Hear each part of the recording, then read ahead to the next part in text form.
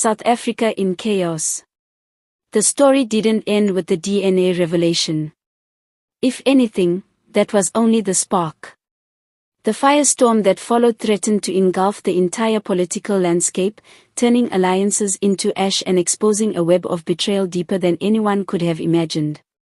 Within hours of the private revelation, the media exploded. Headlines screamed across newspapers, TV screens, and social media feeds. Malema's family scandal, the nation stunned. Who really controls Malema's legacy? DNA shockwaves rock EFF leader's life. Every news outlet tried to get an exclusive. Journalists camped outside residences. Bloggers dissected every word of past speeches for hidden hints. Social media became a battlefield. Hashtags like #MalemaDNA and #South Africa in chaos trended globally. Political analysts speculated endlessly, could this scandal topple one of the most outspoken figures in South African politics? Or would it strengthen him by showing resilience under pressure? Malema knew this was no ordinary scandal.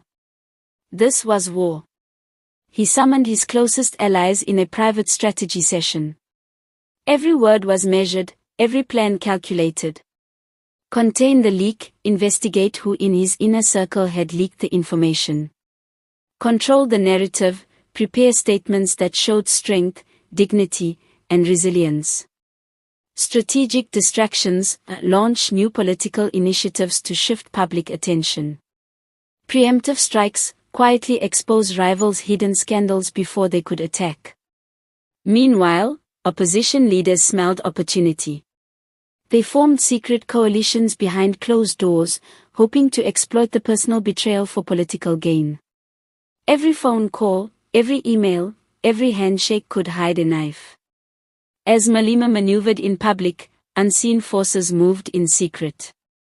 A mysterious figure, known only as the architect, began manipulating leaks, spreading rumors of corruption and betrayal within both Malema's inner circle and his political rivals.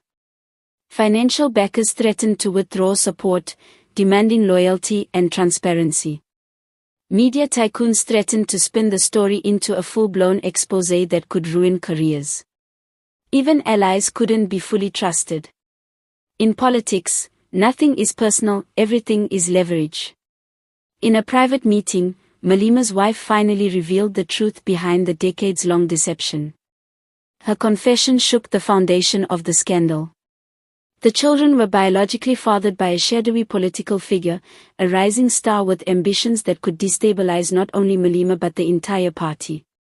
She had hidden it not out of malice, but fear of losing her family, fear of public humiliation, and fear of the power games surrounding Malema. The betrayal was personal, but the consequences were political. Malema's reaction was calculated. Outwardly calm, inwardly, a storm brewed. He knew that how he responded would define his career, his party, and his legacy. The confession became public through carefully orchestrated leaks. South Africans were riveted. Protesters gathered outside political offices demanding transparency. Loyalists defended Malema fiercely, accusing rivals of conspiracy. Social media exploded with videos, memes, and debates, polarizing the nation. Universities held emergency debates. Parliament sessions were interrupted by shouting matches.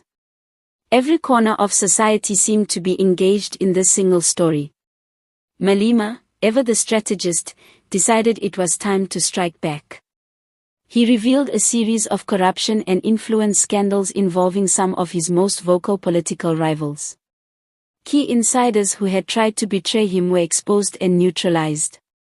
Simultaneously, he launched a bold new political campaign focusing on the nation's future, shifting the narrative from personal scandal to leadership vision.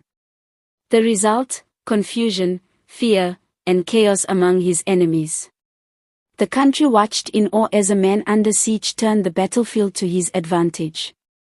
As weeks passed, South Africa seemed to teeter on the edge of complete chaos. Media outlets competed to uncover more secrets. Political P.